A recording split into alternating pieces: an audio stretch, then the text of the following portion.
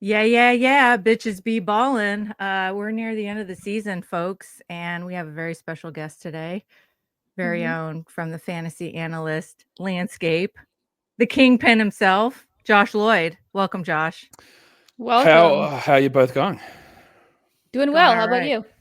I'm going all right, doing all right. Just getting here, 10, 11 days or something to go for the end of the regular season. Just trucking through, just pushing through the finish line.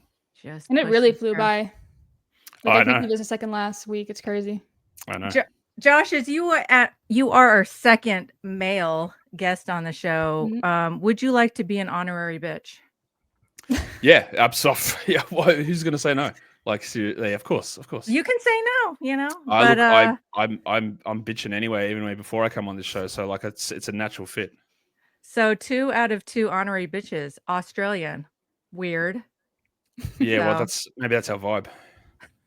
Yeah, shout out to Kingy for coming up with that. That's my favorite thing.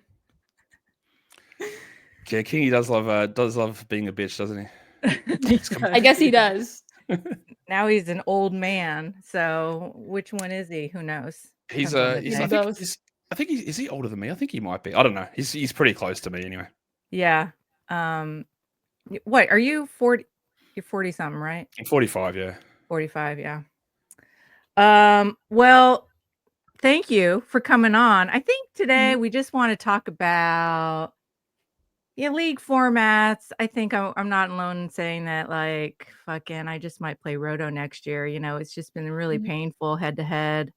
At least 4 teams tanking at all times. And so I think we just want to like pick your brain about, because you're very vanguard in terms of like thinking up new formats, kind of leveraging the flexibility of platforms like Fantrax, although they really pooped the bed this year. Um, and I think there is a little bit of customization you can do on the Yahoo leagues. Like we were able to swing a 3rd round reversal, which was great in our Bridges Be Mhm. Balling league. But anyway, like what can we let's just talk about the different formats that were in play this year. I think Kayla was in one with you that was a Roto and head-to-head combo league. So like what's Yep. that about? And yeah, I think We that's what played we each want other to talk about in today. finals too. Yeah, We let's did, talk yeah. about that. We did. Yeah, And you well, beat me. I we was can talk close about me though. winning. I bet you. I don't know what happened in that league. That was the strongest team I've ever had in any league ever. I won like Mhm. 80. I had like an 85% winning percentage. I don't know what was happening. Oh yeah, you were so far ahead. I honestly I I don't didn't know. think I was gonna make it to the finals to begin with. And then when I saw I was playing you, I was like, yeah, I'm fucked. Yeah, but even the matchups in the finals were close. But I don't know how my team. I don't know what Mhm. was happening. I had pick 4. I had got Shea at pick 4. I guess that's part of it. But yeah, I don't know. My team in that one was so strong. But it was an interesting format where because yeah, part of the things that I do and like you said, like I try to push things through and change. I'm not never going to sit on stuff and just be like, this is this is the way it is. So therefore we do it this way because I think that's garbage. And I think a lot of stuff is just ported over and it doesn't really make a lot of sense for the games that we play. So I look at things like there's variance and like we play a weekly matchup and like 1 game or 2 games missing changes so much. It's such a large percentage of Mhm. what happens during the week. So that matchup, that league format was good, was something Kingy took from some of the stuff that I'd said, where you play everyone every week. It's like, okay, well, we want to eliminate this team's got really hit by injuries, but why does only one person get to benefit by playing them? All that sort of stuff. And I think all that stuff is fair. Like we just default to these ideas of like a matchup must be 7 days and it starts on Monday and it finishes on Sunday, and this is what you have to do, and you have to add. Like why? Why do we have to do it that way? So I'm always wanting to push different ideas and stretch things out. Why can't we just have 2-week matchups all through the season? Why do we have to play one opponent? Why do we have to do any of the things that we do? Why do we have these standard settings with rigid positions? Why do we have these situations where we've got limited pickups? Like none of this stuff. It's all just there because that's what you're used to and that's how it's played. Well, that's rubbish. That's garbage. It doesn't make sense to always just stick to the same thing. And I've done that with a lot of the leagues I did with introducing games cap situations and no limits on ads because of the problems that you can run into. I don't like situations where something that is completely out of your control puts you at a significant disadvantage, creates the gap between the best and the worst, leading to more disengagement from the bottom half of the league, leading to overall uncompetitiveness of the league. I try not to make it so that everyone just got random chance, but I don't want certain things to be the determination of who wins where you can't and you've got no way around it because there's nothing worse. Like losing is fine. losing when you've got no chance and being uncompetitive and then the feeling of giving up is the problem to me. And that's the sort of stuff that I always want to try and eliminate. Yeah, you talked a little bit about changing things up. Are there some changes that you're thinking of making to your league settings for next year? Yeah, look, I think the one of the major ones that I look at is, again, we have to look at the way that fantasy basketball started, and it came from fantasy baseball and fantasy football and has tried to merge in between the two. And the way that baseball is different is teams play 6-7 games a week, and there's no the stress on the bodies of the players isn't the same as in the NBA. So guys play more often, it's more reliable, that sort of thing. Football, obviously, a different scoring system. It's a once a week sort of event, and we try to mimic those two, and it doesn't always work. But we sit there and we have these ideas that we need to try to mirror the two, and it doesn't. I don't think it always works. So the one thing that I've made a lot of changes, and Yuri, I know you've been in some of the leagues that I've done. I think most of the changes that we do in those leagues have worked pretty well in terms of the positional, the games caps there to eliminate that advantage. The fact that you can just add as many, like you can use as many ads as you want during the week, because if you're at a disadvantage through injuries, you can actually try and catch up rather than like, I've only got one ad left and it's Wednesday because 3 guys got hurt. What do? I'm done. May as well give up. You give up an 8-1 to someone and then you're done for the season. That person gets an advantage. So I've done that stuff. It's the thing I'm trying to look at for this upcoming thing. I don't know how, like, this one didn't sort of hit me the light bulb with those other ones. You're like, this is pretty obvious. But we sit there and we look at people have problems with, well, this guy started, he played 5 minutes, he left, or he got injured and I'm down on games and I can't catch up, or whatever it is. So because we base everything on totals, right, during the week. I want to do it so there is an advantage for having players play and having totals, but also why do we limit ourselves to these certain situations? So why can't we have it so that there's a category in the league? And I don't know how this will work. It might get too complicated, but where it's total points and then it's points per game and it's total rebounds and it's rebounds per game. You've got the ability to sweep all of them. Or if you got hit by a random injury or a bunch of absences that you needed because basketball's so top heavy with your first round guys, if they play only 2 games versus 3 games or 4 games the other guy, it's hard to catch up. So why can't we have like an average component and a cumulative component as well, and then see how that goes? I don't know. That's because, again, the unbalancedness of, like, if I have Jokic and he's playing 4 games and your best player is Trae Young and he plays 2, well, good luck, right? How are you catching that? Like, that becomes hard. But if Trae or it's Harden or it's Giannis or it's Shea or it's whoever, and they play 2 games for the week because they missed one of them, but their averages are still high, well, then you're in with a bit of a shot. That makes Yeah, I really sense. like that idea. Yeah, even just like trying new things. I love what Kingy does, where like the head-to-head Roto League. Like, I've never done one of those before. I think that's something new that he's bringing. I thought it was a really interesting concept. So it's always fun to try new things. I don't get how does the Roto come into it? All it is but the idea of Roto as a general concept is you play every team for the whole season, right? So you're not in a head-to-head matchup against somebody. You just play against every team at all points, and you get your totals at the end of the year and you add them up, right? But his idea was, well, okay, so let's do it on a head-to-head basis. So we're playing per week, but we play every opponent every week. So there's 10 people in the league and I have 9 individual matchups every week.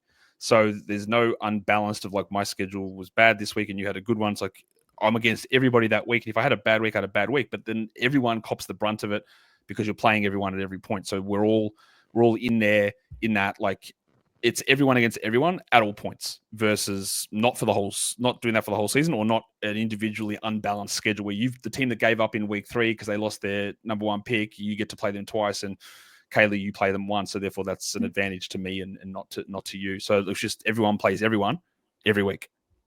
And then the scoring is Roto. No, well, the scoring ended up, how was it, Kayla? No, it was so, like, if I beat Kayla, I got 1-0, and then if you beat me, then you get 1-0. So that means I'm 1-1 so far. And at the end of the week, because there were 10 teams in it, I could have an 8-1 record. I beat 8 opponents and I lost to 1 opponent. So it mirrored a head-to-head scoring each categories, but we were playing every opponent and we just have to beat them 5-4. It didn't matter if I beat Kayla 8-1, if I beat you 6-3, it just counted as a 1. And so I just needed to beat you, like in the way the fantasy playoffs work, but then we just added them up during the week. Yeah, see, I found the settings like a little bit confusing at first, but then again, like I've never played Roto before, so that's why it took a little bit of getting used to. But I really like the concept, and I hope he runs something like that next year. I think the major thing was like he named it that head-to-head roto hybrid or whatever it was, and which was fine. But in the end, the thing was it's just you just play everyone every week. Like that's realistically what it was, which is the overarching concept of roto. But part of the reason that people don't like roto is that I want to play someone. I want to beat my friend. I got to beat my mates in this weekly matchup, and roto doesn't allow that. But this because you're just accumulating stats and you get compared to everyone at the end of the season. But this is just we play everyone every week. And I liked it because my team was unbelievably good, and I don't know why it was so good, but I think there is merit to that and it does smooth some of the imbalances that we get. Yeah, I think it's interesting too because like I noticed a lot of people recently on Twitter talking about making that switch from head to head to roto, and a lot of that comes from like the frustrations with injuries and things like that. I've also seen some people say they're just going to quit fantasy altogether, which I think is a little bit extreme. But then one thing that's holding a lot of people back from doing that switch is just the fact that, like you said, head-to-head matchups are just a lot more exciting for some people. They are, but like, I don't know. I think I feel like fantasy football brain coming into that as well. But I'll say this, and I said this on my show the other day, is like, we can play in leagues and you can have your league with your mates at school, from work, whatever, group of whatever, who it is. But a lot of people will just play in leagues and they go that they don't know who they're against. Like you don't know who your opponent is. You're into a league that I created or whatever. You don't know these people, so the need to talk smack to someone that you don't know. Why? Why do we need that idea? I get it. If you're going to send a text through to this guy in the group chat, I'm going to say I kicked his ass, whatever it is. Like, but if you against a bunch of people that you don't actually know, why is that important? That just didn't really. I get the competitiveness of it, but like, why? Why do we need that? Why do we need to beat everyone on a single game? What do we need to have that one-on-one matchup each week? This is where I think leads into that distrust of a roto format, because I've got to win this week, and okay, but against like for what purpose? Not for what purpose, but like I don't think you're getting that additional adrenaline bump from like I beat my mate, kicked his ass, told you were shit, I killed you. But you don't get that if it's against someone you don't know. Like who cares? I'm against like fucking Johnny 69 Canada sucks over here. Like I beat him, good for him. Well, who cares? Yeah, I mean, I do find like head to head a little bit more exciting. I do prefer it over roto, but I think a lot of people are just really stuck in that mindset that like roto doesn't have like the same competitiveness and I don't know, excitement to it, I guess. Which I understand that, right? Like I think that there is a truth to that it's not as exciting. Roto is a longer played out strategy. It's more patience involved. It's more planning, and you can be a situation where you're out of it early in roto, and it's very hard to come back. I understand all of that, and I also think that there's a subset of people who talk about fantasy and they talk about in the playoffs my team was number one all year and I lost in the first round because of injuries. Like, you know what? Fucking bad luck. Like that happens, man. Like, what are you gonna do about it? It just happens. Like, because you were the number one team, if you just think that guarantees you a title, then don't play with playoffs. Like, there's no point in having playoffs because like, oh, we were the best and we lost. All right, stiff shit. It happens. Yeah, you couldn't control it, and there can be some random rests and stuff that happens, and we know that. But like, fucking recover. Do something about it. Get someone else in. It's gonna hit. You are not alone. It's not just your team. And if you think that it's your team, then like get your head out of your ass, because there's going to be a bunch of other people as well that happens to. But if you just think because you're the number one seed and you shouldn't go out in the first round, like that's not how anything works. It's not how life works. It's not how playoffs work. It's not how anything works. If you want to guarantee yourself a win because you were the best in the regular season, then that's what your league is. Just do that. Don't worry about the playoffs. If you're not willing to get ready for the randomness of a 1 week matchup, don't play it. Because that's literally what playoffs become in any sport. The NBA tries to eliminate the randomness by having 7-game series. Yes, but like that's whatever. Like NFL, you have 1-game matchups. In baseball, they play 162 games in a season, and they have a 5-game playoff series, and that doesn't account for any sort of variance. So you get upsets all the time. That's just what the playoffs are. But people just seem to have this idea. Well, I was the best, so why didn't I win? Oh, well, stuff happened. Bad luck. Just deal with it. Get better. Yeah, that's exactly it. Shit happens. Yeah, or play roto where the best team does win in the end. The best team does win in roto. But like, you also just have to understand, like, getting to the playoffs is one thing, and then anything can happen. Like so many different things can happen if you get there. And you might be the team that's down the bottom that got a hot streak from one of your guys. You go, all my guys, I had Jokic all season. He was hurt. Oh, look, literally it happens. It could have happened in December, but it happened in March. It just happens. Like this stuff happens. You can't like over obsess about it. Like I copped that in leagues where I was like second and I think I was third in industry pickup in the head-to-head league, and I got knocked out in the first round. Like, what am I going to do about it? My guys had a bad week. It just happens. Like, there's not a lot you can do about it. Like, you do your best and you make your moves and you make your adjustments. But when we talk, and there is so much variance, because again, at the end of the season, people look back and go, this guy averaged all these numbers. That doesn't mean shit. If you average 30 points one week and 15 the next week, it's hard to know when you're going to catch that stuff. If you're not willing to embrace the variance of a one-game matchup, then don't have playoffs. To me, it's as simple as that. And that's valid, right? If you want to have a league and you go, it's who finishes on top wins, do it. Who cares? Yeah. You don't have to have the playoffs. Just play that league. But if you're gonna have playoffs, you have to embrace that randomness and upsets is literally what makes playoffs. It's what people love about watching March Madness right now. You got a one game thing, and if you lose, you're out. Bad luck. Upsets happen. Or you can have a playoff that isn't 1 week, but maybe like 2 weeks. Or you can have every single team in the league play everyone else for the playoffs. So then there's no playoffs. So it's in the end, you're just doing the. Well, it's kind of like Battle Royale. Yep. At the end. So it keeps people like at the bottom engaged till the very end, That's why I believe. Like, I know that people will be like, there's no, you've got to have something to make the playoffs. But I agree. I think your playoffs should always be expanded as much as you can, because you want more engagement for longer, pushing into those playoffs, and then understand that the people who push into the playoffs, hey, you never know what happens when you get there. You might have a shot to win, and that increases the overall competitiveness. You don't get those matchups where you're a team that's second versus a team that's hasn't set their lineup in 20 weeks because they're out of it straight away. Right? I think improving, because in the end, like we're not playing for things that are going to get written on our Wikipedia page about how good we are at this and like, you won 5 fantasy titles. Like, okay, doesn't matter. What you want is extended. You want fun, you want enjoyment, you want engagement, and you want that to be as positive and long as possible. Creating systems where it makes the league spread and be less competitive earlier on, it's just bad settings. And there's so many of those settings that people love to do that create those problems, which leads to the game overall being worse and people disengaging from it, which again is just so stupid. Yeah, and on that subject too, like when would you end, or when is the best time to end the fantasy season? Because I know this year we did it, like in our BBB league, we did about March 3 23rd. weeks? Yeah, March 23rd. But would you be ending it earlier next year, just based on taking and injuries? That's the week that I've always suggested to end. Basically, is that week that you guys ended. It's a week that I ended with 3 weeks ago in the regular season. We end that week. I think this is the finals week wasn't. It wasn't. There was a few rests. It's not going to be as outrageous as what we have last week or this week or next week. And you'll see that I'll do a whole show on this in the off season, just showing the differences. It's not ideal at that point, but I think a lot of the things that happened, some of them were just unlucky. Like Jokic going down was just unlucky. Jalen Williams being happy. Oh man, Jokic and Williams, man, fucking never playing in March. Got to start before the All-Star break. That doesn't change shit, because those guys could be injured at any point. It's when you get the randomness. But even then, they say, "Oh, but look, Larry Markkinen didn't play." Yeah, bro, that started in November. Like that's not a change in what happened during that 1 week. So I still think that week is important. And I think there's also the contrast this year, because last year it wasn't that as bad, and so people are just like, "Fuck, what are we doing?" Because the draft was shit. Like no one cared. People didn't want those picks.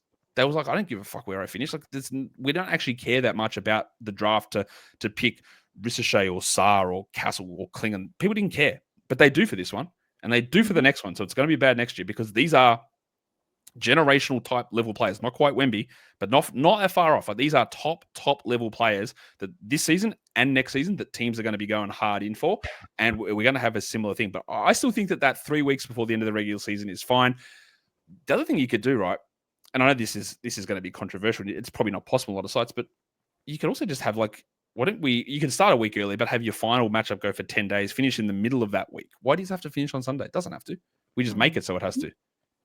Because I find that week can be a little bit iffy, but if you extended it out, made it a 10-day matchup, you smooth it a little bit out, you finish on the Wednesday. I don't know. These are just ideas that I throw around. Yeah. Yeah, that's a good point. It doesn't have to end on a Sunday. Could really be any day. Exactly. Yeah, I think a lot of it just comes down to like having that mindset that like, oh, a matchup always ends on a Sunday, right? Like head to head is more exciting. Like things like that, like that kind of mentality.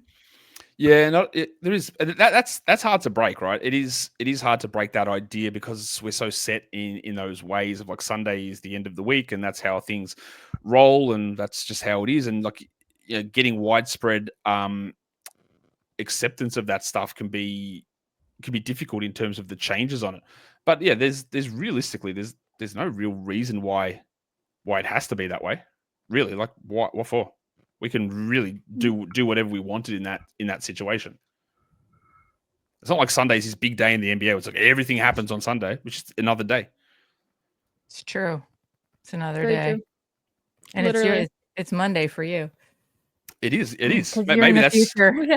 Maybe that's why my issue isn't as pronounced with it. So I'm like, oh, we're good. It's just Monday. It's not a big day. It's actually the first day of the week here. So what does it matter? True. And I wanted to ask you too, what were your thoughts on the draft only league that Kingy ran? Do you like those kind of formats? I find that they're really interesting at draft time. And hang on, yeah, they're really interesting at draft time. I like to do them. I honestly, I haven't even checked to see what happened in that league because I just forget about it. I forget to go back and have a look to see where we're at. So I think they're really useful to have around that time. And when you're doing those drafts, that's really good. But I haven't even gone back and checked in it. So I've done a roto one where it's draft, but you still make moves and you set your lineup twice a week, and that's still going. And I'm more engaged in that one because even though we can't make pickups, we had like a huge draft in that league, but I'm still making moves and setting my lineup, so I'm more engaged in the result there. But anyone's where you draft, I just honestly just forgot to. I haven't even checked to see where we're at with that. Didn't you win, Kayla? I did, but it's just like Josh said, like I wasn't really checking it because there really was no point. It wasn't like I could do anything. It was more so just kind of like to check to see the standings, and that was literally, I didn't look at anything beyond that. And it was just like once or twice a month I'd check. Because you didn't have a deep bench either, right? So like no, everything was just all flex spots. There's no bench. It's just everyone plays all the time. Exactly.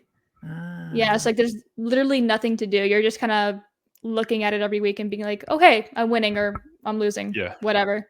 Yeah. So it was you got no ability to influence it. You can't do anything with it, which again is fine. I like doing them and they're good to do at draft time and just get like it's another draft, we do it, but yeah, you can't actually change a single thing with it. So you sort of lose focus, especially if you've got a lot of leagues. Like that's going to be the bottom priority of what you're actually looking at.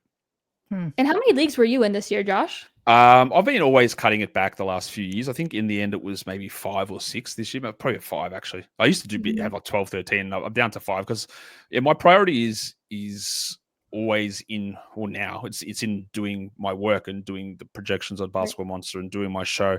And then I get to the end of the day when I've been working for 14 hours and doing all of this stuff and I can't be bothered with my team. Like I look at it, but I'm not like spending an hour scouring through the waiver wire. Who do I add here? I'll make some moves, but I'm not as invested in those teams anymore. And when there was multiple ones of them, it became a lot harder to do that.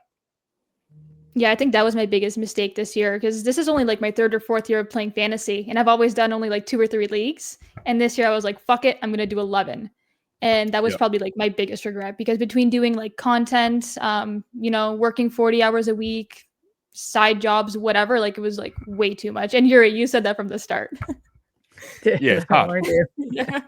Like if you're not doing anything else in the space and you're just managing 10 teams, you can do that, right? It is possible. I've done that in the past, and you set aside some time. But like when you work in the industry, that's a different story. But also like if they're all daily changes leagues, like that's really hard to do because like one thing I never do when I'm doing my show or writing stuff or whatever, I'm never really sitting there and going, well, I've got this guy on my team, so therefore I'm going to talk about him. So I couldn't even tell you half the time the guys that I have on my teams because I'm not trying to pay that level of attention to. I'm trying to figure out what's going on across the whole league. But if you get to a lot of leagues like that, you get to that spot as well. You go, look, who's this guy? Have I got him here? Where do I have him? What's this team actually doing?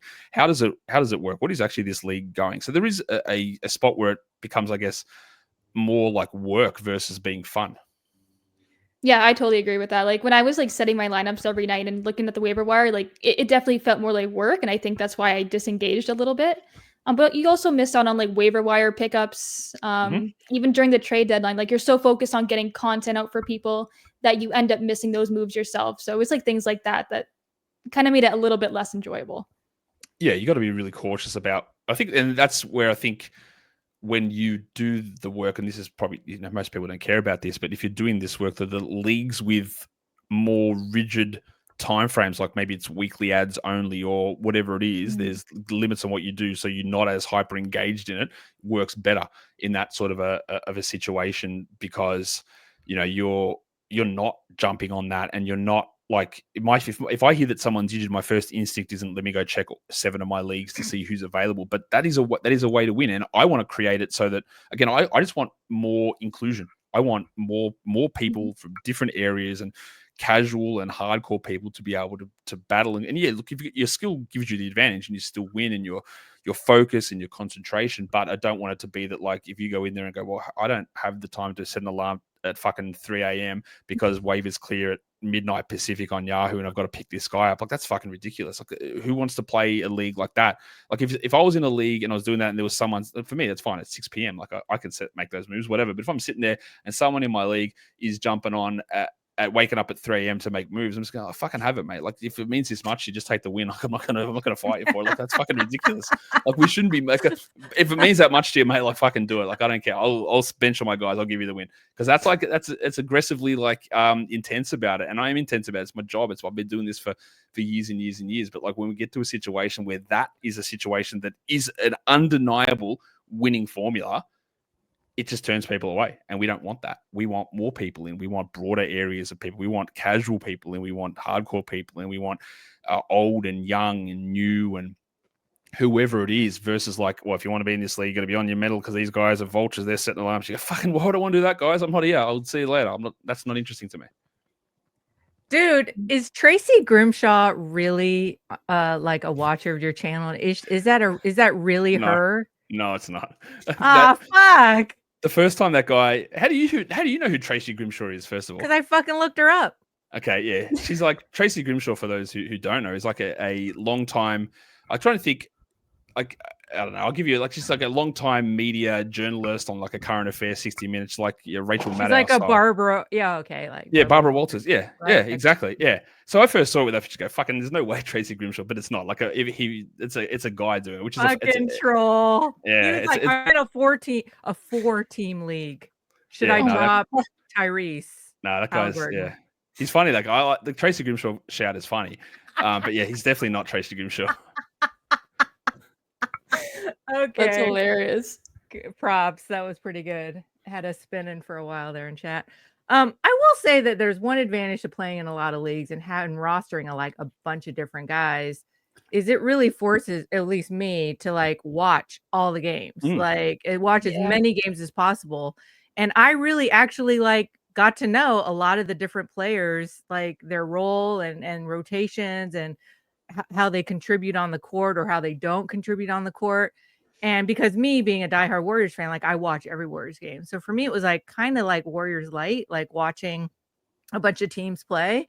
And that was cool. Like, I think it's a great way. And I don't know if most people are like that, but it's a great way to just get to know other players and like educate yourself going into next season's draft, like what this player can bring. And it's true.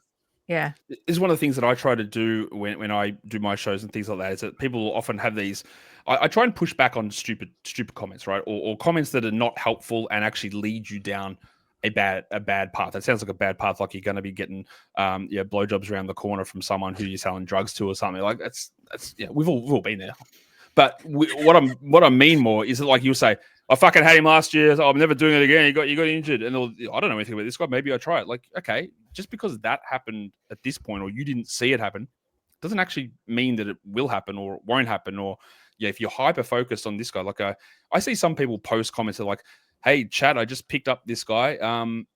Is Sabonis always like really good at a field goal percentage?" Like, what? What are we talking about? Like, okay.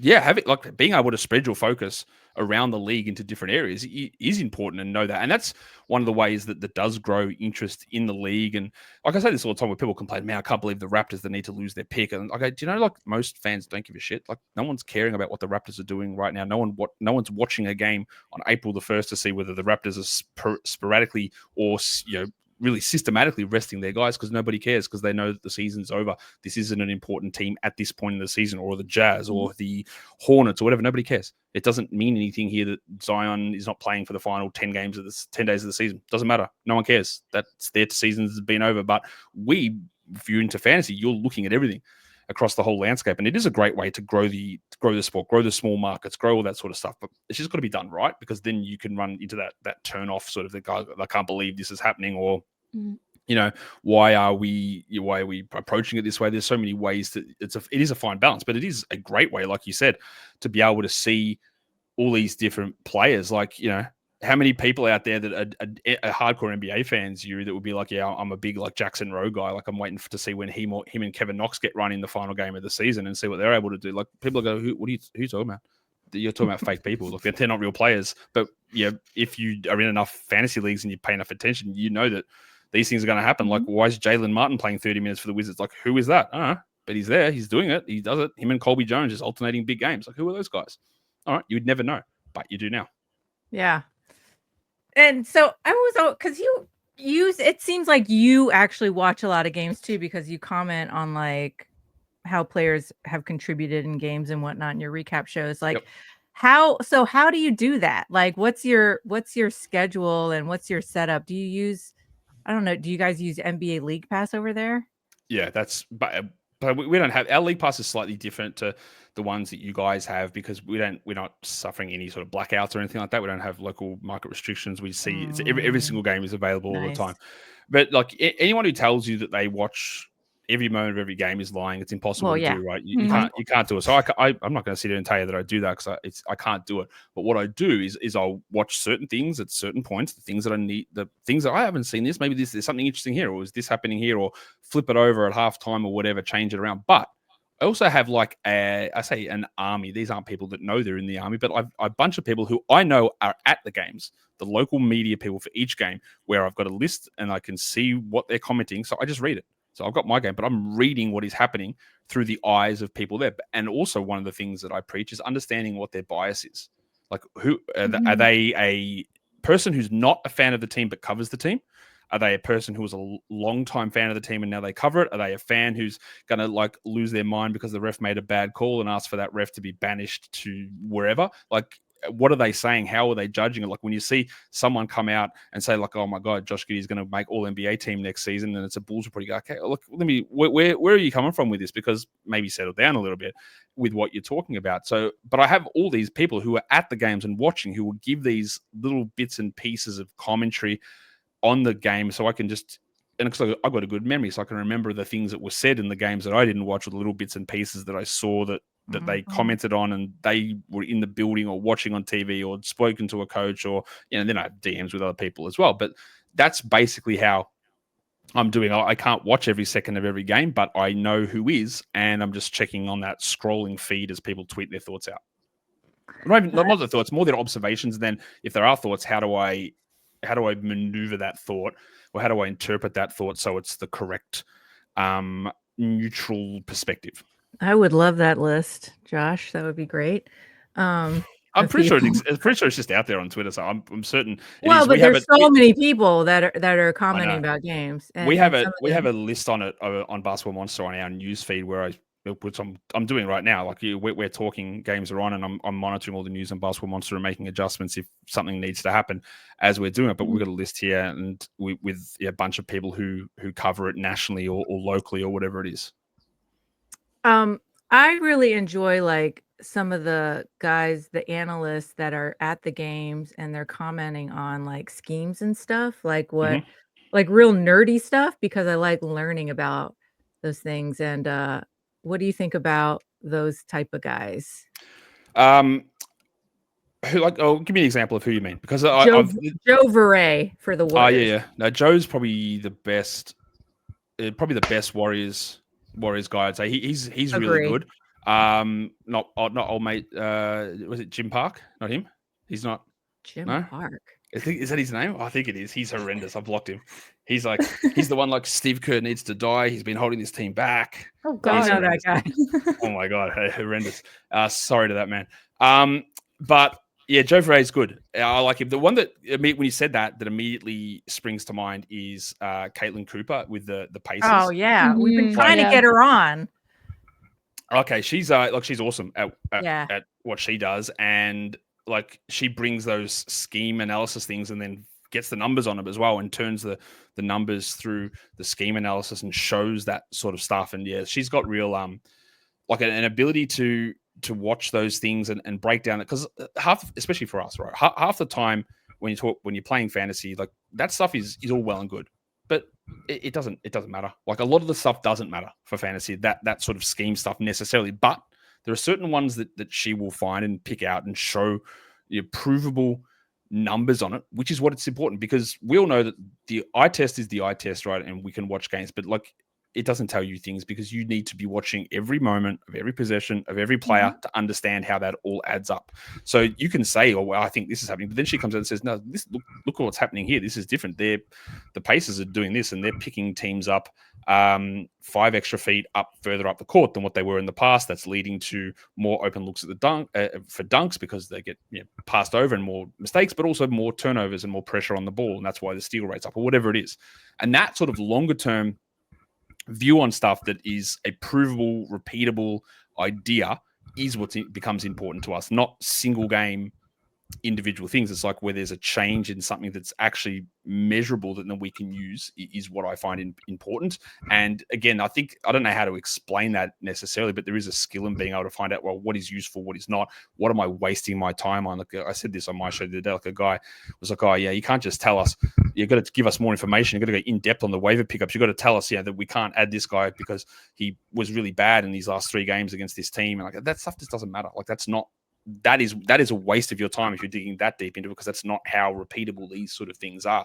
But individual things like that, and the stuff about pressure or different schemes allowing certain players in certain areas, that becomes more important. Mm-hmm. Yeah, I appreciate that level of analysis that people do now on Twitter. I think it's really like it just teaches us more about the game. So what else, Josh? Like, so what do you think about like the state of fantasy analysis, like all the different personalities and networks on? Do you think like, what do you think of our little Bitches Be Ballin' pod? Do you think we're helping the world out? I mean, it feels like we are sometimes. Like, I think so. Well, it's a bit. Here, let me ask you. I'll rebut that. I'll respond first by asking you a question. Is that what you want? Is that what you want your show to be? Do you want it to be that you are, helping the world out? Are you like what's your aim? Because anytime anyone comes to me, like I've done, like I don't know, I've almost. I think in the off season I'll hit my 5,000th show that I've done, right? So I've done it for a long time. So people will ask me like, what's the number one thing? Oh, I'm going to do a podcast. I do this. And I go, okay. First of all, don't. But also, secondly, if you're going to do it, why? Who's it for? What are you doing? Why are you doing it? And is that noise coming from you? It's weird. Sounds like there's a small animal trying to get out of a metal box. All right, whatever. It's fine. So the whole aim of Bitches Be Ballin' was to open up kind of fantasy hoops talk to women, and like us having a format where we can bring women on, talk about like our approach and perspective about playing fantasy hoops. I thought like we had the lead designer of the Yahoo Fantasy app come on, Erica, and that was really great. So I feel like we're accomplishing our mission, and I think Kayla, we feel really good about like the content that we're putting out. But I don't know if like, I hope that we're not alienating anybody by the content that we put out. But if we are, we're not for everyone. I've always said that. But I just wanted to just know your opinion, just because, we respect you a lot, and we think that you do a lot of good for the fantasy world. So I'll say this: anyone who is offended or thinks you're alienating them by making this a women-centric podcast is not someone you want involved anyway. Like, you don't want them listening. Like, honestly, like, fuck off. Like, if that's them, like, who cares? It honestly doesn't matter. Like, if they feel that way, and it could be dispiriting because people are always going to say shit things, right? I know that, and especially as women in this space, you'll cop it a lot more than men will who are trying to come up into the space as well. But if they feel alienated, then you know what? Good. Your opinions should be alienated if that's how you feel about this, because you guys aren't. Like, I'm here. I'm fucking on your show right now, and I'm a man. And like I'm here talking. Like I'm not alienated. I'm not restricted by it. And even if you said, hey, we just want women on here, like you had my wife on here on this show before I did. I don't care. I'm better. Why aren't I on? Okay, who cares? If you don't want me on, it's okay. I actually don't care. I'm more than willing to do everything that needs to be done in these spaces to grow. Because like I said, like why do people go, oh, yeah, we need to keep this and this is how it needs to be played? Fuck it. You just need more people in. Why don't we want more people to do it? Like we don't need fewer people to do it. It's ridiculous, especially when we talk about sport or the NBA or any sort of league, when half the audience, well, let's say 40%, maybe, but it could be half. It's women, but yeah, it's 98% of men playing fantasy. Why?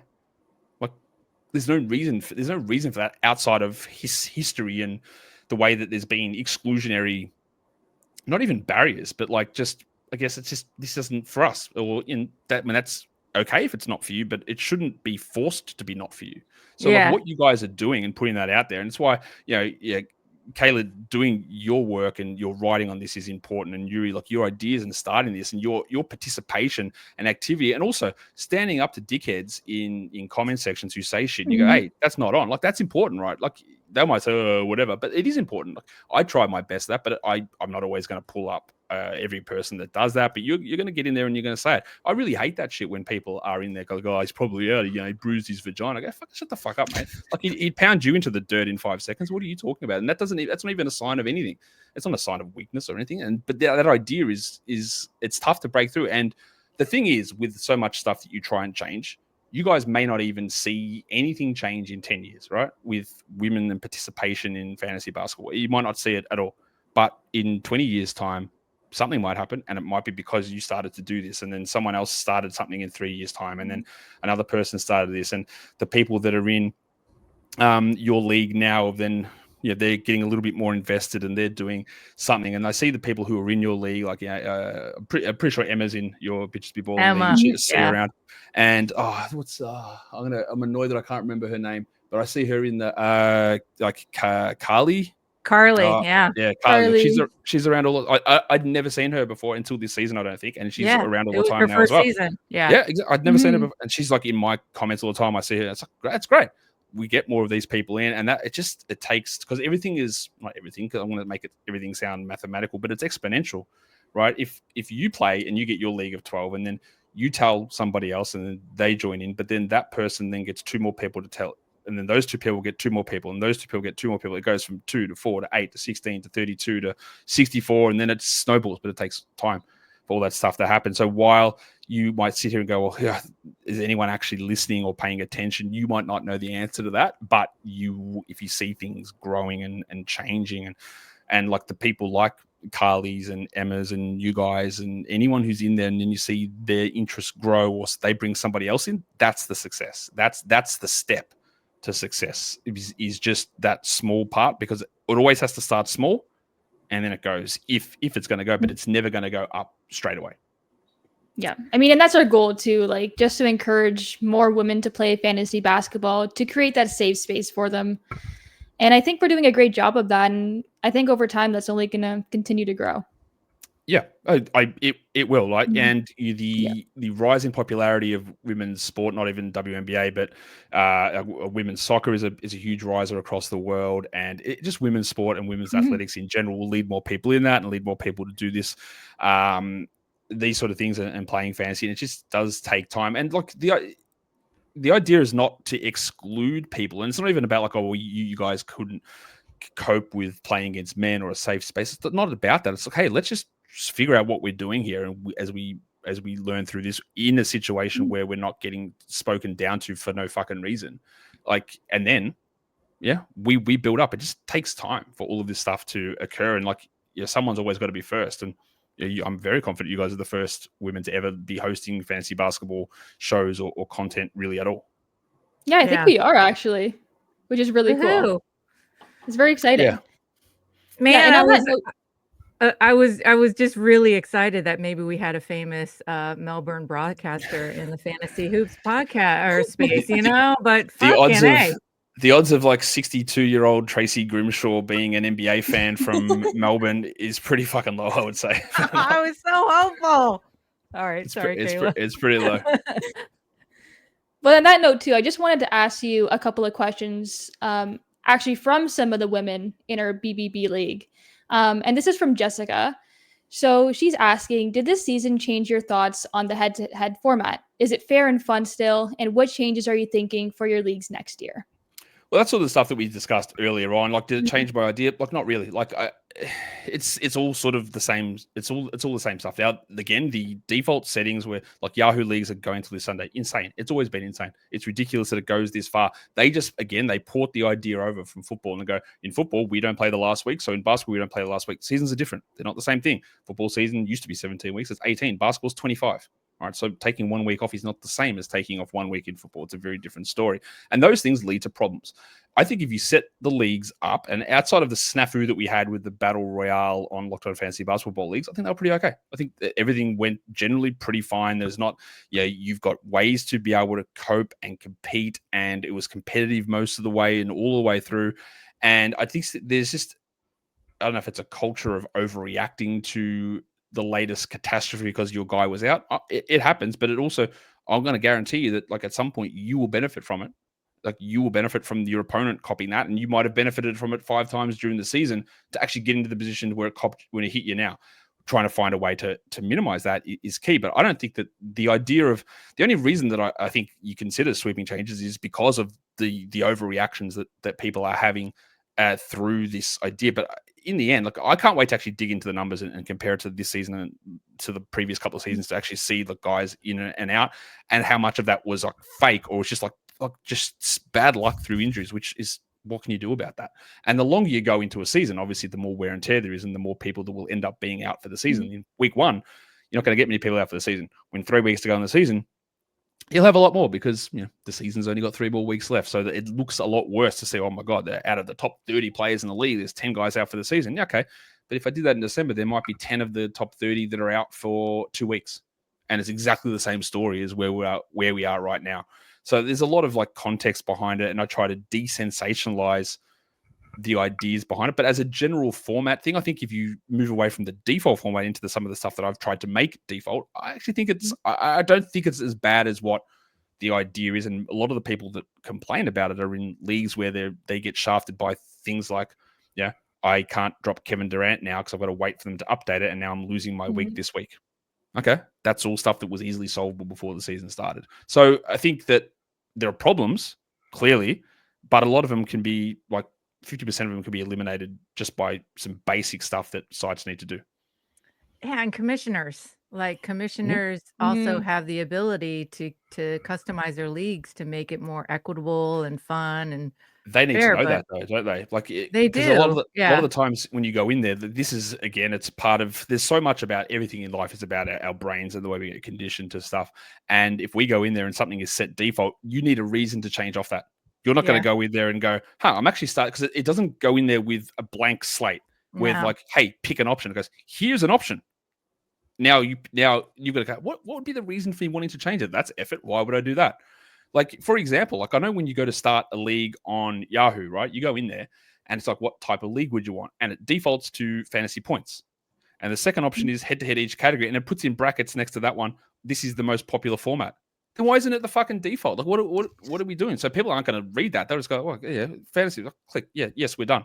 People aren't going to read that. So those default settings just lead to those things. And then it's a snowball problem because it's the incorrect settings that lead to these issues that then create. It's not all of them. There are other issues in it, of course. But that's just the easiest fix of all time, just to wipe that stuff away and not be set with these bad defaults that lead to these problems.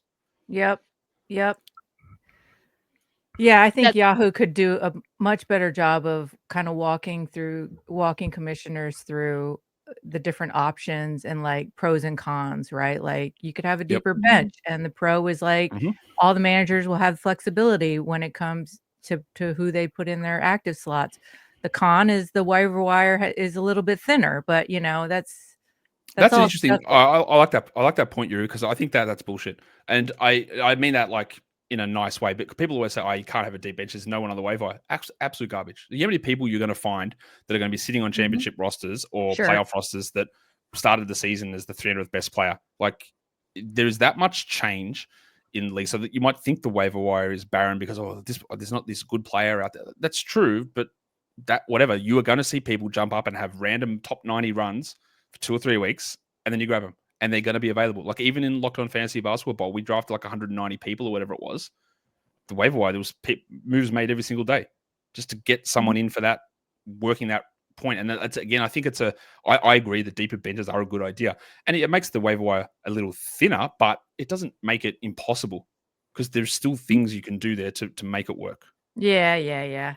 I guess it's just like liking it to a deeper league is when you have deeper benches, you know. But this also goes back to the problem, doesn't it? Of like, we say that it's a deeper league only because we've been conditioned to believe that 10 starters and 3 benches is the way to go, when it's very clearly not. It's a ridiculous setting. Why is it so shallow that we're talking about like 150 players out of a league where there's 500 players on rosters? Like, what are we doing? Like, that's not. It's just teams are playing. Say on average, like there's 30 teams, they have a 10-man rotation. There's 300 guys getting minutes every night. And some of them don't get that much, but half of those guys are a part of what we're doing. So you're conditioned to finding a 30-minute random starter sitting on the waiver wire, or someone's had to make a hard choice because the league doesn't have the right IL slots. But that's only because you've been told that you should have 10 starters and 3 bench. Why have we been told that? That's what we've been told, and that's what we believe. So anything that changes from that, we sit there and go, well, that's too deep. Oh, no, there's nothing on the waiver wire. But that's only because that's what happened. And that's because that was what we were shown, or what we have been just spoon-fed the first time we went in and played fantasy, that's what the settings were. So anything that changes from that makes it, oh, hey, that's very different. I can't go and find Dyson Daniels in week 4 on the waiver wire, which, again, people have told me they did, because that is crazy. But that happened. Yep. Instead, we're trying to figure out if AJ Johnson's going to play, which, again, is a different sort of skill. It's a different sort of commitment to it, but also things just adjust as you go along. And yeah, I do like to do those shows of like pros and cons of different settings and things like that, because there are cons to it. But I think a lot of it, so much of the problem is just like, this is what I've done, therefore this is what must always be done. Yeah. And that's a bad way to do it. We've been programmed. We need to deprogram ourselves. Yep, try new things. And we've kind of already touched on this already, but this question is from Emma, and she's wondering, how do we make platforms better? So like, for example, Yahoo's horrible do not cut list. And I know you did a post on that earlier, which I loved. Yahoo front office messing up combined weeks, like things like that. And even like the default settings that you were talking about earlier. That's the thing, is that that is a big problem. Like the default weeks, they screwed up. Because, I still see people say, man, I can't believe, fantasy's been ruined by the in-season tournament. I go, not really. Like, it was ruined by Yahoo not putting the right thing together for those weeks. They screwed that up. Nothing to do with the in-season tournament. Was actually very easy to just play through. Like, it didn't actually impact that much at all if you knew how to do it. And I don't know how to get those 2 big sites, which honestly just don't pay any attention really to what they're doing, to do it. Like, there are people who work at Yahoo who like put those ideas out and they just get, nah, don't worry about it. We're doing football at the moment. So, like, I don't know how to get that done or how to get that adjusted. I call these companies out publicly. Is it probably to my detriment at some point? Yeah, probably. They're not going to be, hey, I don't want to ever like get Josh to work here because he's calling us shit every 5 minutes. But I'll continue to do it because they are shit, and they need to pay more attention to what they're doing with it. And that's the only way that it improves. Like, having commissioners who understand how to change that. And part of the problem with Yahoo is some of the stuff you just can't change. You're at their mercy. But that's I try to put pressure on. I've even told them, I've said, okay, you guys make these ideas and these rules that make your life way harder. Like when you create the default setting as IL, so that every single day someone's like, hey, give this guy INJ so I can put him in my IL slot. Like, just make it default IL plus, and no one will comment that to you anymore. If you make that the default, you'll never have to answer these questions or waste all your time wondering when someone's getting that tag or changing your rules mid-season on it. Like, you don't have to do any of that, but they're just so inflexible with it. Yeah. What the hell happened with Fantrax this year? Like, oh god. I don't know what happened in that week. There was, I think for most of the year everything went fine, but in the week that we were running the battle royale, something just didn't work, and rosters just wouldn't export over. I don't know why. They said that there was a bug in their system, and they came back to me and said, actually, there's not a bug. We just can't do it, which is clearly not true, but that's what they said. So I don't know what happened with it, and why those errors occurred. It was very weird considering I've done that for 2 years. In that format, I don't really. It was really disheartening. It was deflating to have all that work and all that season built up into something that just couldn't be fixed, which isn't really a huge ask. I didn't think, considering all the settings were available to do, they just wouldn't work. So I don't know what happened. I'll probably try and have a chat with them over the off season to figure out what's going on or how we can work better on that. But it was frustrating that for some reason the support just wasn't working as it needed to do something that they've done in the past.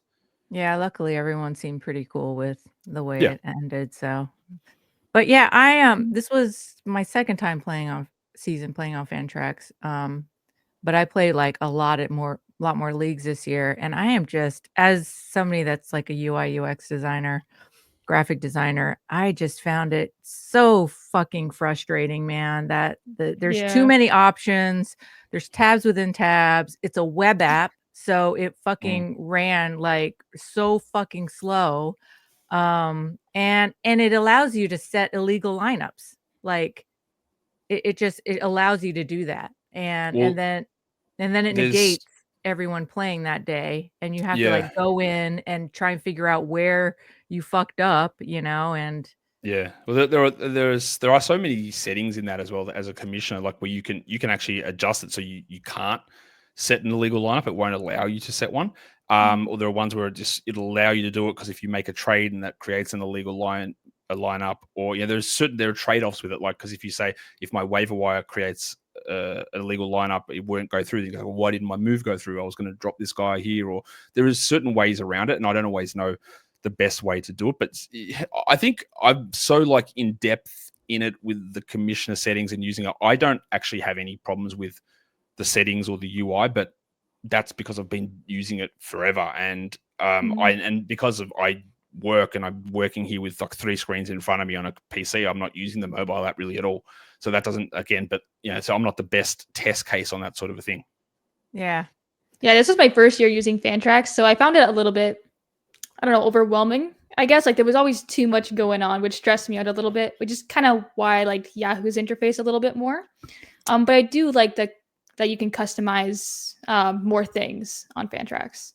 Yahoo has all these weird, similar hidden problems as well. Like, when someone's played a game, you can't drop them for the next day. Like, okay, when do I have to wait until midnight for that to tick over? Or if I add somebody and I've set lineups in the future, when I add a player, all those lineups reset. And I've got to go back and reset every day. Like, okay, why does that happen? But yeah, that's just something that people just accept. And I get it when there's something new that it does create. Like, oh, why do I have to do this? But these problems always seem to exist in many different and many different sites, and there's pros and cons of all of them clearly. And I don't experience the functionality or the design issues as much on Fantrax again, because I'm just I've got 50 leagues that are open on there for all the ones that I'm managing and my teams and the ones that I'm commissioning for. So it's pretty seamless for me. But if you're not used to it, it is a little bit different. Yeah. It's exactly like you said, though. Every site has their pros and cons, right? And it's just a matter of getting used to it too. So there's that. Oh, I see a cat. Chauncey? This is Chauncey. Hello. He always makes an appearance, don't you, buddy? He's also an honorary bitch. He is. He's an honorary bitch. Good for him. Looks like we got a couple more questions here from Carly. Platonic ideal of bench size in 12-team league with 10 active daily roster spots.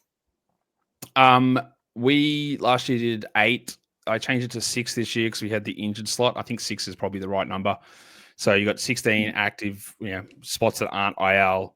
I think that's probably the right number. It ends up with around 200 players, 180 players rostered is moving between those two numbers. It gives you the flexibility to show your skill in drafting, because what I don't like about, if you've got 10 and 3, right, every spot's active.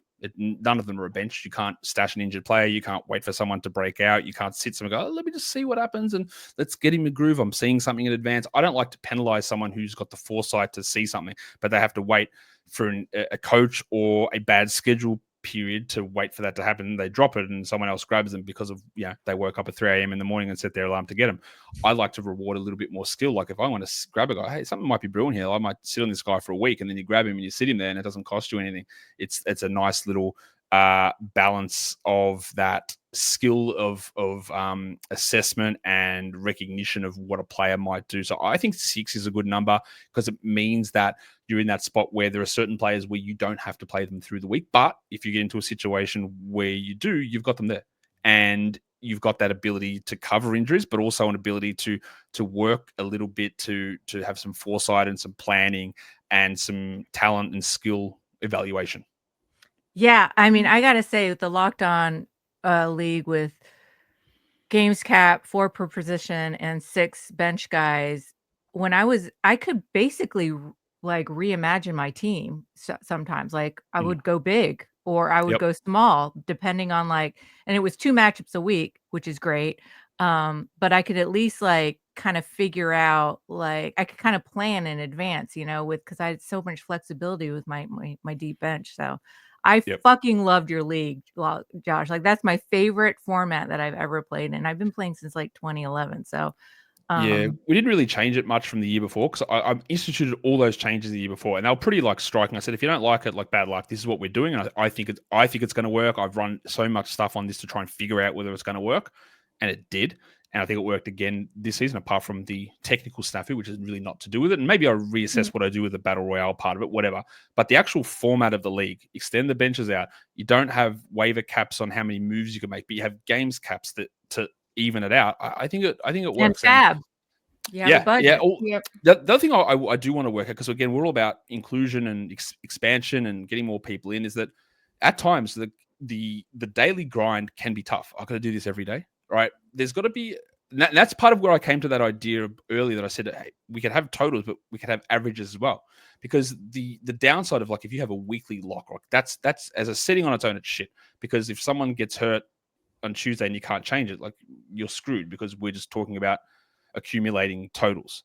But part of it was not everyone has got that time to sit there every single day and make moves. So what if we just had a day, one day is when you make your moves. So you're not making as many rash decisions. You make your moves on this day, but then averages also count during the week. So if you have locked the lineup through, or you can't make the moves during the week, then we can still get some of the averages. So that was part of that idea, to make it not easier, but to make it more accessible, I guess, is probably a better way of phrasing it, versus I've got to make a move every day.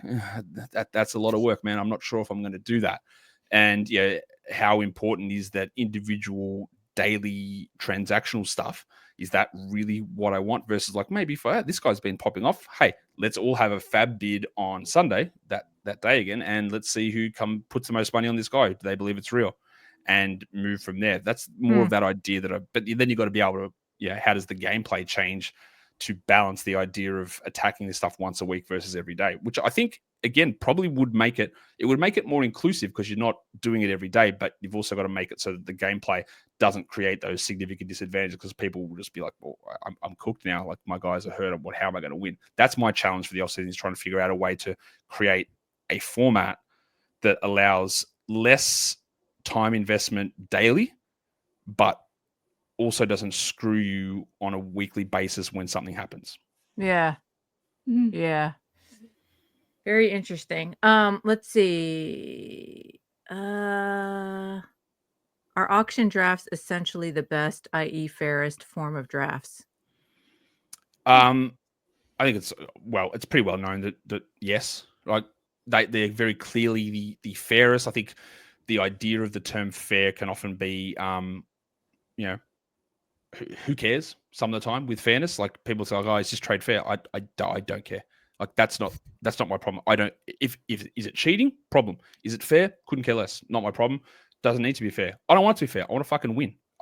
If I'm doing a trade, I want to win. I don't want to, but that's good, because you're also if you want to do something that I think is dumb, then fucking do it. That's okay. You can do it. It doesn't have to be fair. I don't like this fairness adjudication on trades or decisions. But is it the best way to do a draft? Absolutely, it is. It's, again, like we say, pros and cons, right? It's just time. And if you don't know what you're doing, it goes haywire very quickly.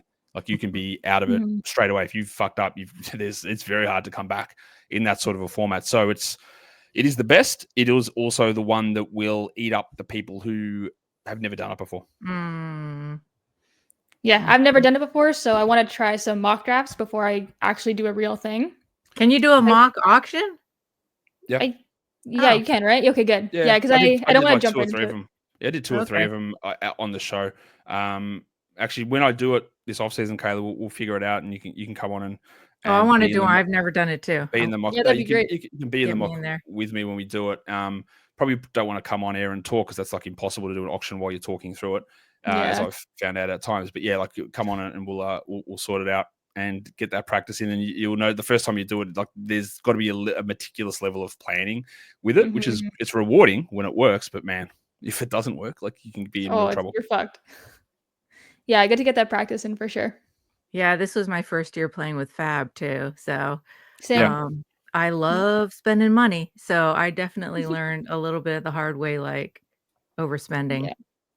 Yeah, like it's about those balances and how many moves you're going to make or you think you're going to need to make. Like the answer to that stuff is never 100% clear. Like there's no like really just straightforward, well, this is, I'm going to need to spend, I could only spend $20 a week, because that's really not how it works. I've been trying at times to work out best ways to figure a formula, gives you a guide of how much to spend on a player. Is it a short-term ad? Is it a long-term ad? How many weeks are left in the season? How much do I do? But I haven't really come up with anything great yet. Still sort of working on that in the background. But it's another challenge to institute a level of fairness and a level of strategy as well. So, all right, just pivoting a little bit, and we'll let you go soon.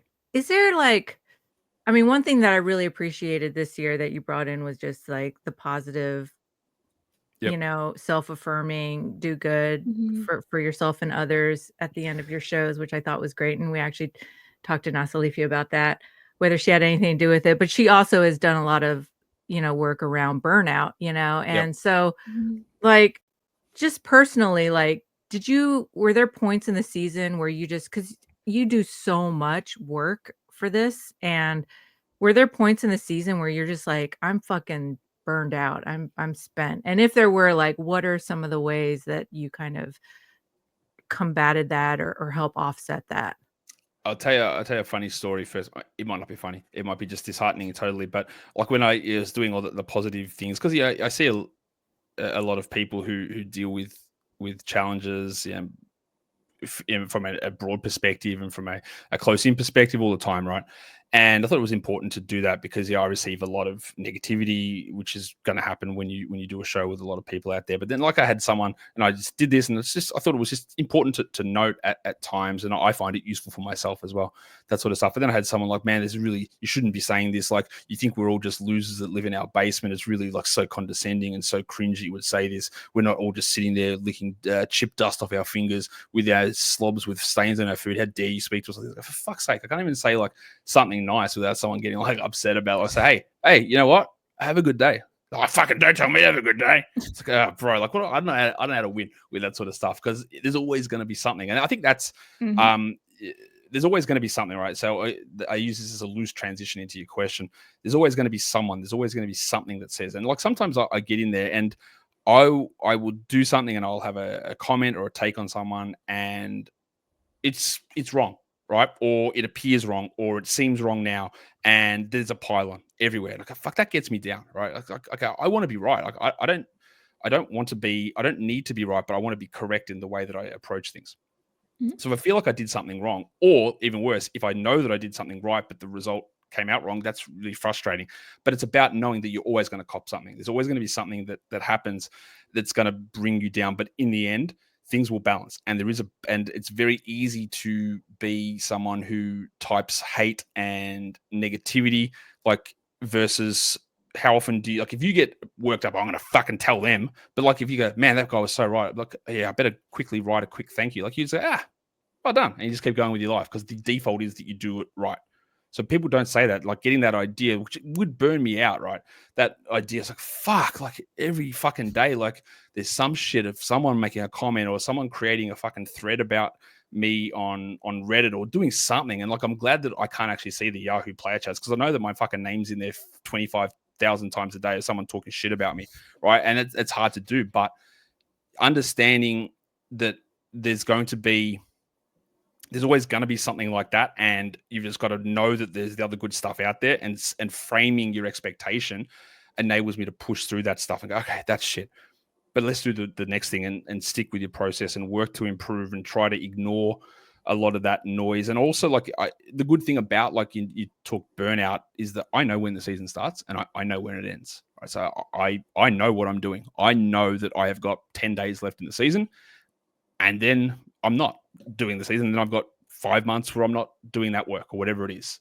So I know that I'll be working 85 hours a week or whatever it is, recording 20 shows a week for 6 months.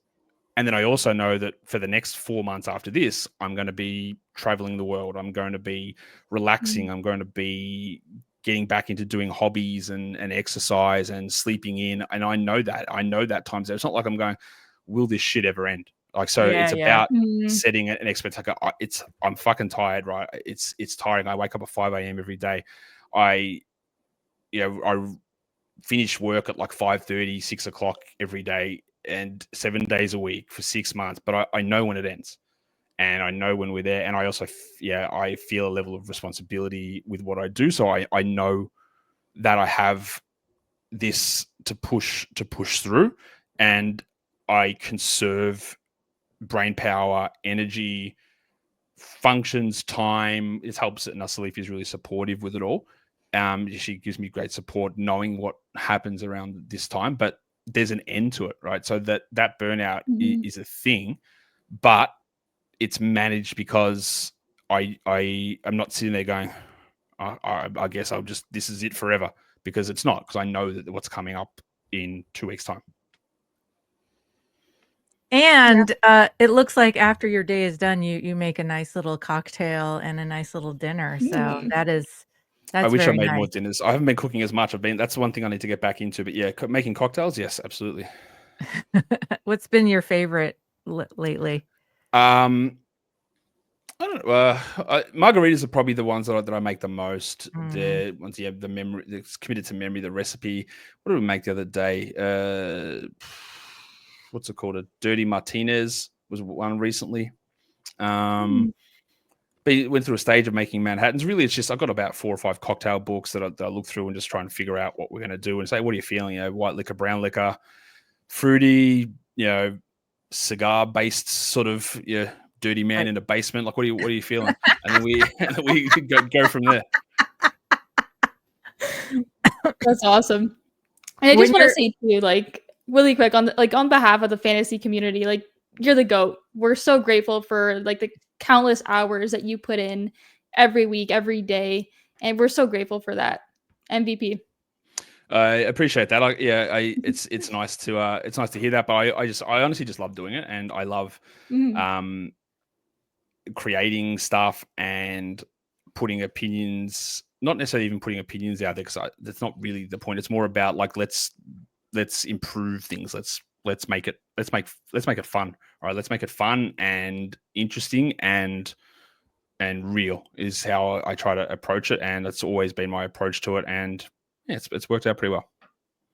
You got to put out some merch. You've always been threatening to, but I know. like, you have like so many weird Joshisms that just deserves to be worn on a fucking hoodie. I know. It's like I should, but then like I get to the end of the season and I go, fucking, I don't want to touch this shit for like the 3 months. But you've got like people that help you that would volunteer their time and create merch for you. Like, I should do it. Like, I know that Locked On has started a merch store just for the host to grab some like branded stuff, but I don't know if I'd be able to ever just do my own thing. I'd have to check in with them. I will say that, like, although you are, you're up there, in my opinion, of one of the best analysts, you're no longer a fucking secret. Like, everyone fucking watches your show now. So I think leagues overall are just way more competitive in my experience. And I only play in like friend leagues. And so I think a lot more people are just getting more educated, and it's largely through your show. But I will say that there are other fantasy analysts that I watch and listen to that I think are just a nice balance. Like, I think it's great to get different perspectives of different analysts. Just because, maybe there's a consensus about a different player that confirms like your hunch about whether to pick this guy up or not, or whether to drop him. But I think it's just like different approaches, personalities. Like it's we should have more, like this is why like Bitches Be Ballin' is out there, because it's just like more just perspectives, like experiences that people bring, and they're just flavors, like it's super subjective. Like the people that love you, people are either love you or hate you, and like, and I think that's a lot of the case with other analysts, except maybe Dan. Like everyone sort of likes Dan, because he's Dan.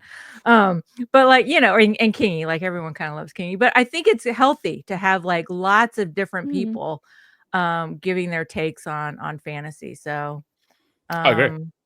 yeah, and I wish there was more cross-pollination of analysts like coming on people's shows, because it's better for the community to have people like going on each other's shows, like bantering back and forth about stuff. And I don't know. I just think that that's a sign of a healthy community. So I'd love to see more of that next season. I agree that it is. The reason I do that more in the off season, I don't really do it in the season, because the timing on the schedules for me is always harder to do. But like when I've got more of that flexibility during the off season, I do agree that having that, and I try to make time to go on shows as much as I can during the off season / preseason, because I do think that is important as well. Because like, and one of the things that you talk about opinions, like I will say that all the time. Like I'm not here to tell you, I'm not here to hold your hand and say do this or this is right. Like I'm here to tell you my opinion and why I've got that opinion and how I get to that opinion and why that is the way that I think on this. But also understand that what my bias is, or where I'm coming from, or whatever you take in from anybody else. Understand what their thoughts are, like where they're from. Like if you're saying something and it's about the Warriors, like is it because you saw more of their games because you're there, or because you're biased as a fan? Like, but understand that you've got that more information. Like if Kayla's talking about Toronto, like she's there, like she's watching the Raptors. Is it more important, or is it a little bit hyperbolic? But and that's where you get a track record of that. Like, is there a player that I really just can't get behind, and his name is Cam Thomas? And it's like, okay, I tell you, I fucking don't like watching him play. Like it's fucking annoying. I hate it. And you're going to hear me say that when I give my opinions on it, but understand that where I'm coming from, and then get the rest of the information and the processes behind it. Yeah, like when it comes to Dyson Daniels, I am always hyping that man up, always glazing him. And people have this unconscious or conscious bias, but behind that, or that, hey, I said this and now I want to be right, so I'm going to make sure I say it, and I'm going to highlight the good things. But and then part of the thing that I do is, it's not really a bit necessarily, but it's like, yeah, hey, fucking tell us the bad one too, because we don't see that. And it's like the people now that, like, I don't know what's happened in today's game. I'll have to go back and check out exactly. But like Josh Giddey's had 2 really bad games in a row, right? And every person in the world was like, "Oh man, you're so wrong." But like no one says a thing after the battles. I feel like just finding. I almost said something on Basketball Monster about that. Yeah, I feel like saying, anyone got a fucking comment now, or like about Maxi or Vucevic or whoever. It's like, hey, fucking pipe up now. But that's just the nature of how things are, and understanding how to balance that with the stuff that I produce, and then taking that in from other people and how they talk or respond or analyze is important. You have to know what you're hearing, but also why you're hearing it, and then what do you take out of that. Yeah, totally. All right. We always ask our guests to give us their badass bitch of the week, and it could be anybody. It doesn't even have to be for the week. It could be like forever time. So who is yours, Josh Lloyd? Who is mine? Well, I could go in numerous different directions, but I'm just going to go with my wife, because you had her on the show. You know the work that she is doing. She's currently doing her PhD, just researching burnout and the impacts and the potential positive impacts of AI through that stuff, and through minority communities as well. And she works really hard at running her own business while also doing a PhD, while trying to create change and influence people.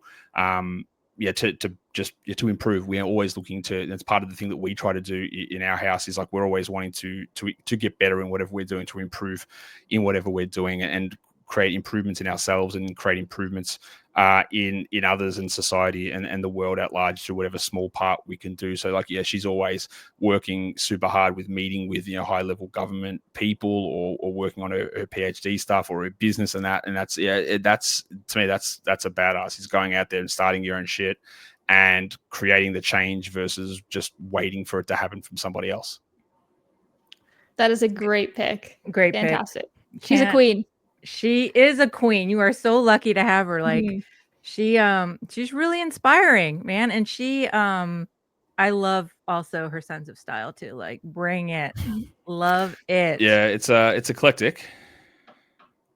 It's an eclectic. I love risk takers when it comes to style. You know, you should have.